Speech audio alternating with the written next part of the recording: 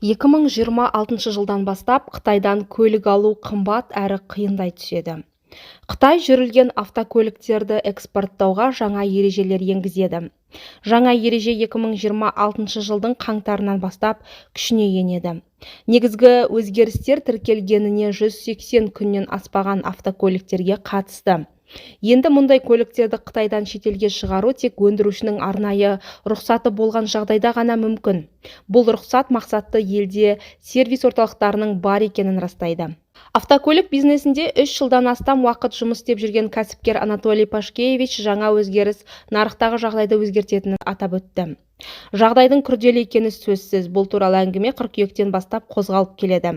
Қазір заң жобасы толық қабылданды. Бұл Қазақстандағы автокөлік нарығына қалай әсер етеді? Біріншіден, бағаның қымбаттауына және көліктің жаңа модельдерін жылдам алу мүмкіндігінің жоғалуына келеді. Екіншіден, жаңа автокөлік шықса, оны Қазақстанда 2 ай ішінде алуға болатын еді.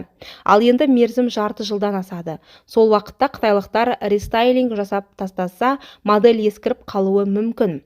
Әрине, көптеген адамдар жұмыссыз қалуы мүмкін, дейді автосалон басшысы Анатолий Пашкевич. Қазақстандықтар енді автокөліктерді лизингке сатып ала алады.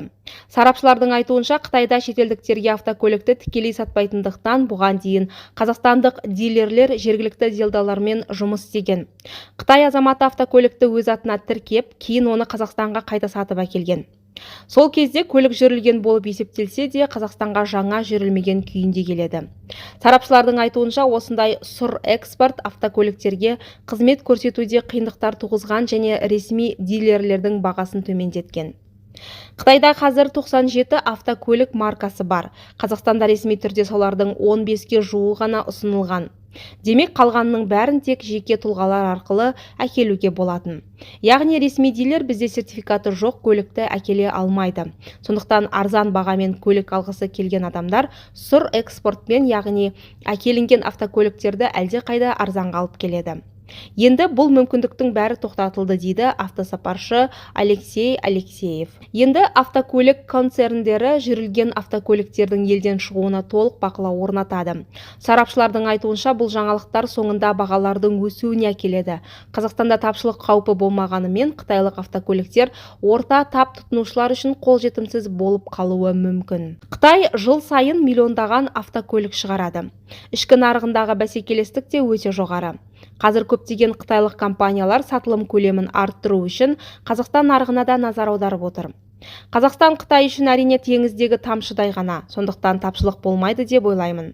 Жалпы сұраныс сақталады, бәлкім аздап төмендейді, бағалар өседі, сәйкесінше сұраныс азаяды, бірақ тапшылық болмайды. Айта кетейік, биылғы жылдың тек алғашқы 6 айында Қазақстан Қытайдан шамамен 78 мың автокөлік импорттаған. Бұл бір жыл бұрынғы көрсеткіштен 2 есе көп.